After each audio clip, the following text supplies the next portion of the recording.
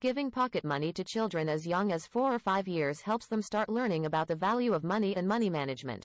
When children get pocket money, they have to make choices about spending or saving. Pocket money can also help children learn about consequences, including the consequences of losing money or spending it unwisely. Letting your children make a few mistakes is part of the learning process.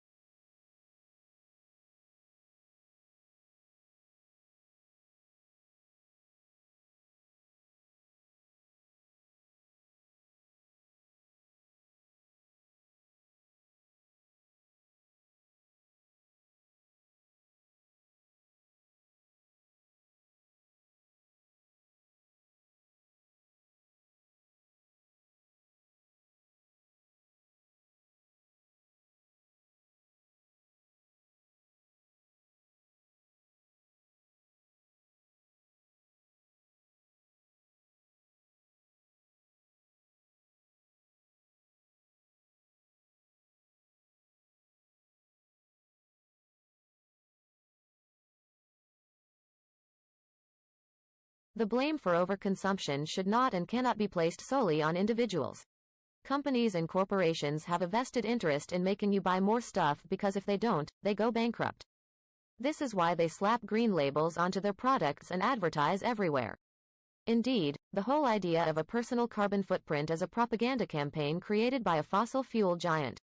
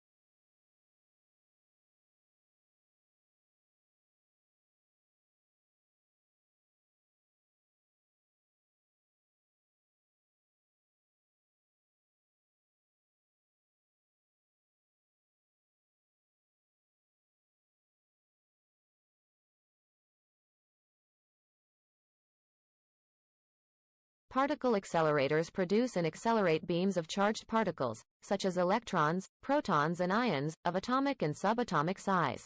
They are used not only in fundamental research for an improved understanding of matter, but also in plethora of socio-economic applications related to environmental monitoring, food quality, energy and aerospace technologies.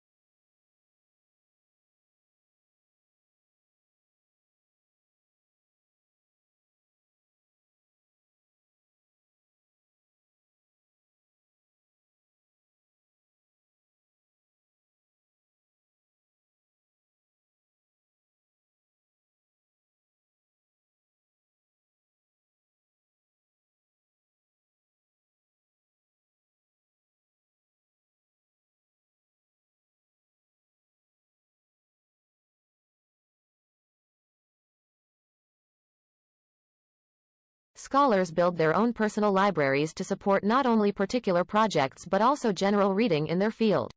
They buy or make photocopies of materials when possible, so they can consult them frequently, mark pages and write annotation on them. When moving into a new field, they add to their collections, usually concentrating on primary texts.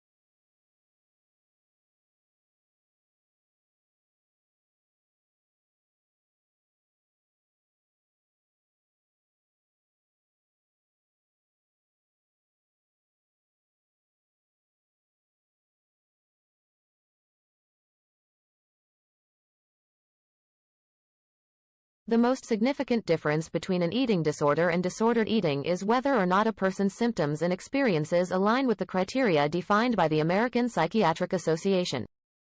The term disordered eating is a descriptive phrase, not a diagnosis.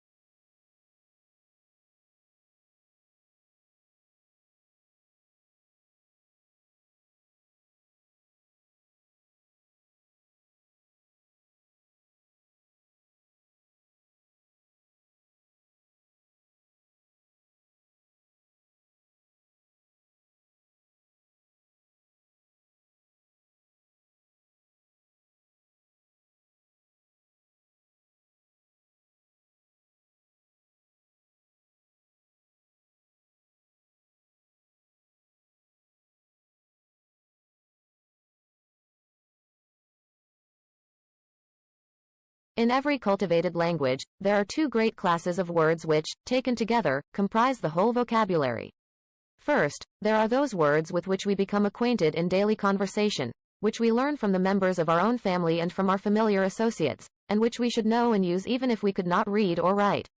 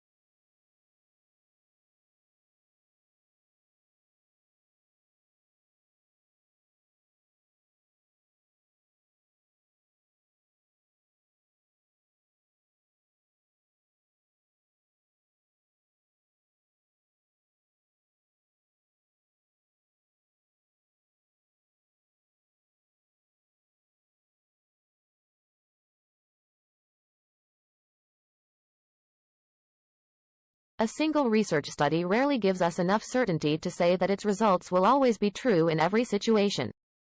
Instead, research is an ongoing process. It's based on many different findings and explanations that, when combined, help us understand educational matters in general. Over time, these understandings lead to the development of theories.